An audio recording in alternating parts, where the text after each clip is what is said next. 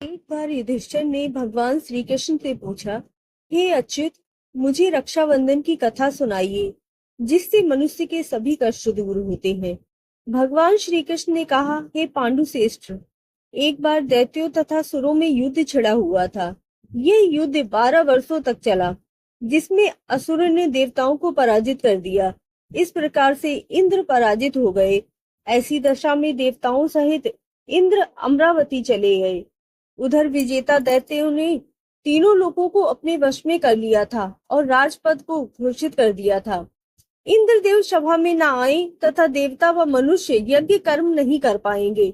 सभी लोग सिर्फ मेरी ही पूजा करेंगे। इस प्रकार से सभी जगह दैत्यों का राज्य स्थापित हो चुका था।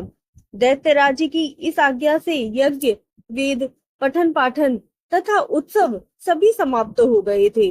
धर्म का नाश होने लगा था, अधर्म सब जगह बढ़ने लगा था। यह देखकर इंद्र अपने गुरु बृहस्पति के पास गए और उनके चरणों पर गिरकर निवेदन करने लगे, गुरुवर, ऐसी दशा में परिस्थितियां कहती हैं कि मुझे यहीं पर प्राण दे देने चाहिए।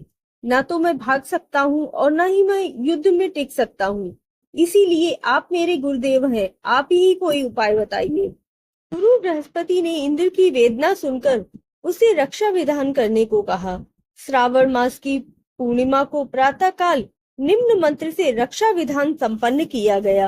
इंद्राणी ने श्रावण पूर्णिमा के पावन अवसर पर ब्राह्मणों से स्वस्ति वाचन करवाने के उपरांत वह रक्षा तंतु इंद्र की दाहिनी कलाई में बांधा, जिससे युद्ध भूमि में लड़ने के लिए भेजने पर इंद्र वहां से विजय होकर आए। रक्षाबंधन के प्रभाव से दैत्य भाग खड़े हुए और इंद्र की विजय हुई। राखी बांधने की यह प्रथा हमारे पौराणिक समय से ही शुरू हुई थी और इस समय तक यह प्रथा चल रही है।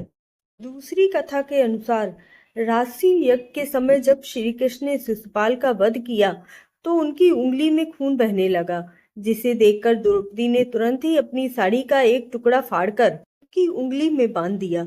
इस कर्म के बदले श्री कृष्ण ने द्रौपदी को आशीर्वाद देकर कहा कि एक दिन मैं अवश्य ही तुम्हारी ये साड़ी की कीमत जरूर चुकाऊंगा। इस कर्मों की वजह से ही श्री कृष्ण ने द्रौपदी के चीरहरण के समय उनकी साड़ी को इस पुण्य के बदले ब्याज सहित इतना बढ़ाकर लौटा दिया कि उनकी लाज बच गई। कहते हैं इसी के बाद से रक्षाबंधन पर बहन द्वारा राखी बांधने की परंपरा की शुरुआत हुई। इसी प्रकार से पूरे देश में राखी का त्योहार अलग अलग तरीके से मनाया जाता है।